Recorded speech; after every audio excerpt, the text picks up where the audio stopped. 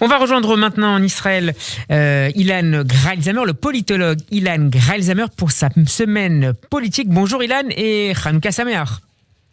Bonjour, Hanouka Sameach. Vous me trouvez exceptionnellement en dehors d'Israël puisqu'il y a évidemment un grand colloque actuellement sur la reprise des négociations nucléaires. Je dirais qu'à part le nouveau variant, l'inquiétude de fond d'Israël porte surtout sur l'Iran et la possibilité que l'Iran ait l'arme nucléaire. Donc je suis de ces politologues qui participent. Et on a le plaisir d'en profiter chaque semaine. Ilan Greilzamer, vous êtes professeur donc de sciences politiques à l'université Bar-Ilan de Tel Aviv. On démarre cette semaine avec l'actualité sanitaire avant de parler de l'Iran. Israël pensait en avoir presque terminé avec la 5e vague de coronavirus, mais comme le reste du monde, Jérusalem a été surpris par l'apparition d'un nouveau variant, Omicron. Des mesures draconiennes, je le disais tout à l'heure, ont été prises assez rapidement par les autorités israéliennes. C'est une décision logique? Je suis un peu sceptique malgré tout. Je trouve que les décisions ont été prises trop rapidement et alors qu'on ne sait pas à quel point Israël est vraiment en danger. On l'a rappelé, il y a 2 personnes qui ont été identifiées, qui revenaient d'Afrique. Une personne qui revenait du Malawi. On sait que c'est l'Afrique qui est touchée. J'aurais évidemment pensé à interdire les vols en provenance de l'Afrique. Mais de là à empêcher tous les touristes au début décembre, en plein Hanouka et à l'approche des fêtes de Noël pour les chrétiens, ça me paraît avoir été un peu exagéré. C'était d'ailleurs l'opinion du ministre de la Justice, Gideon Sa'ar, qui pensait qu'il fallait frapper quand même un peu moins fort. Cette interdiction pour les touristes de venir est vraiment catastrophique, vous l'avez rappelé, pour tout ce secteur qui est un secteur très important chez nous. Ce n'est pas seulement les hôtels, les restaurants, les cafés, c'est aussi, et là ma sympathie va particulièrement aux guides, les guides, ce qu'on appelle en hébreu moré derer, qui ont énormément souffert, qui espéraient profiter de ce mois de décembre. J'ai l'impression que les décisions ont été un peu trop vite. Pourquoi ? Je crois que le gouvernement Bennett a surtout très peur d'être accusé par l'opposition, par Netanyahou, de ne pas avoir fait le nécessaire. Donc vous pensez que c'est davantage une décision politique qu'une décision sanitaire ? En tout cas légitimée par la situation sanitaire. Je pense que c'est les deux, mais je vais vous faire remarquer que, pour donner un seul exemple, qu'un jour avant cette décision draconienne, Israël avait décidé de ne plus demander le test PCR avant de venir en Israël et de se contenter d'un test antigène ou fait en pharmacie. Le lendemain, on passe à l'autre extrême. Je trouve que c'est légèrement exagéré. L'OMS parle aujourd'hui, Ilan Greilzamer, d'un très haut risque global. Est-ce que la population israélienne est prête à ce nouveau durcissement ? Est-ce qu'il y a une forme d'acceptabilité de ces nouvelles restrictions ? Je crois qu'il faut toujours rappeler qu'en Israël, il n'y a pas de théorie conspirationniste. Il y a des gens qui hésitent à l'égard du vaccin, peut-être parce qu'ils se posent des questions d'ordre médical, mais nous n'avons pas ces anti-vaccins purs et durs qu'on rencontre en Europe. Et je crois d'abord, la première chose, c'est de convaincre les gens de se faire vacciner. Il reste quand même, je crois, environ 700 000 Israéliens qui ne se sont pas fait vacciner. C'est là que doit porter l'effort. Bon, je suis d'accord pour qu'à l'aéroport Ben Gurion, on prenne des mesures extrêmement strictes, mais je pense que la population, de toute façon, la population est prête à accepter ce qu'on lui dit.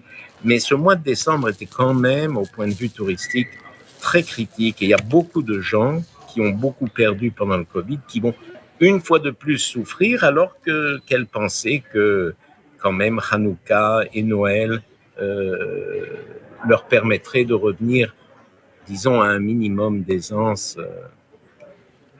Voilà. Je voudrais qu'on parle avec vous maintenant, Ilan Greisamer, de la reprise des négociations sur le nucléaire iranien. Les négociateurs de la communauté internationale et de l'Iran se retrouvent à Vienne aujourd'hui pour tenter de signer un nouvel accord 6 ans après le dernier, le JCPOA. On en semble aujourd'hui très loin, principalement en raison de la ligne dure défendue par Téhéran. Est-ce que selon vous, ces pourparlers peuvent néanmoins aboutir à court terme ?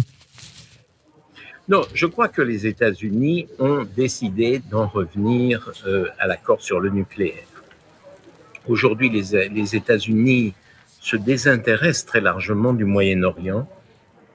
Déjà avec Trump, il y avait eu l'évacuation des forces américaines de Syrie, on avait laissé les Kurdes tomber. Et Joe Biden a abandonné, comme vous le savez, l'Afghanistan. Et on a l'impression d'une politique de repli des États-Unis au Moyen-Orient. L'impression est que les États-Unis sont intéressés presque exclusivement par la Chine aujourd'hui. Toutes les questions liées à Taïwan, à Hong Kong, au commerce, etc. C'est le fameux pivot de la stratégie américaine. Voilà, ils veulent revenir au deal nucléaire, je dirais presque à tout prix. Israël est très mécontente de cette attitude. Nous pensons qu'il fallait garder une ligne dure, mais c'est un désaccord très net entre les États-Unis et Israël aujourd'hui. Les États-Unis sont assez critiques d'Israël. D'abord, ils sont critiques de ces frappes que nous faisons en Syrie sur les bases chiites et iraniennes. Ils sont critiques du fait qu'Israël, comme vous savez, organise certaines explosions en Iran, dans les sites nucléaires. Tout ça paraît aux Américains pas sérieux. Pour nous, cette lutte contre le nucléaire iranien est vraiment une lutte, je dirais, existentielle, qui n'est pas celle que perçoivent les Américains. Selon la chaîne Cannes, Ilan Greisamer, Israël exigerait que tout accord soit conditionné à la suspension par l'Iran de l'enrichissement de son uranium qui se rapproche, on le sait, de plus en plus du seuil militaire. Est-ce que vous pensez que cette demande pourrait être acceptée par les différents acteurs de la communauté internationale et évidemment par l'Iran ? Non, certainement pas. Certainement pas par l'Iran. Mais les États-Unis n'en font pas une condition de retour au deal nucléaire, les Européens non plus, et donc Israël crie un peu dans le désert là-dessus. Reste à savoir ce qu'Israël fera. Tant qu'il n'y a pas un danger absolument immédiat que l'Iran ait l'arme nucléaire, tant qu'on parle d'années, etc., ça va. Mais si on en arrive au point de l'enrichissement de l'uranium qui est très proche, extrêmement proche de la bombe nucléaire, là, c'est Israël qui ne doit compter que sur soi-même. Vous voulez terminer pour cet après-midi, Ilan Greisamer, avec de l'histoire, un point historique. Nous sommes le 29 novembre et c'est la date du vote, d'un fameux vote d'une résolution de l'ONU concernant le partage de la Palestine mandataire. C'était en 1947. Absolument. Nous sommes aujourd'hui à une date fondamentale de l'histoire d'Israël, ce qu'on appelle généralement Kaftet Benovember. C'est d'ailleurs assez curieux et amusant parce que Kaftet, c'est de l'hébreu et November, non. C'est assez curieux. Oui, c'est une date fondamentale. C'est la date, 29 novembre 1947, où l'Assemblée générale des Nations unies a décidé le partage de la Palestine, Eretz Israël, en 2 États. Pour nous, Israéliens, cette date est la date, au fond, de naissance, avant la proclamation de l'État d'Israël, de notre droit international à exister. C'est-à-dire, nous ne prétendons pas seulement que le peuple juif a droit à son État, nous disons que la communauté internationale, le 29 novembre 1947, a entériné juridiquement